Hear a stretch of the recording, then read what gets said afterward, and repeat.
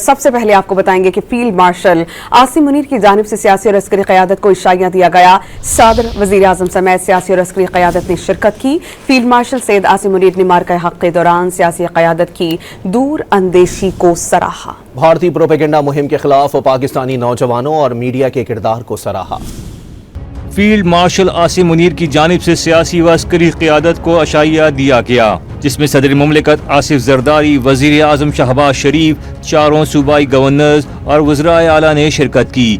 نائب وزیر اعظم اسحاق ڈار، اسپیکر ایاز صادق، وفاقی وزراء اور chairman Peoples Party Bilawal Bhutto بھی شریک تھے۔ Chairman joint chiefs of staff committee, services chiefs اور دیگر عسکری حکام بھی عشائیے میں شریک ہوئے۔ اس موقع پر فیلڈ مارشل سید عاصم منیر نے مارکہ حق کے دوران سیاسی قیادت کی اسٹریٹجک بصیرت پر اظہار تشکر کیا۔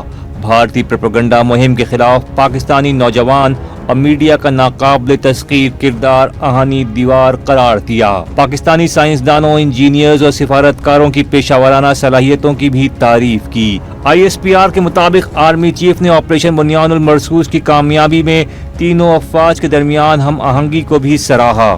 شرکاء نے اس فیصلہ کن دور میں قوم کی رہنمائی کرنے والی مدبرانہ قیادت کو خراج تحسین پیش کیا اور افواج پاکستان کی جرأت و قربانی اور پاکستانی عوام کے جذبہ حب الوطنی کو سراہا۔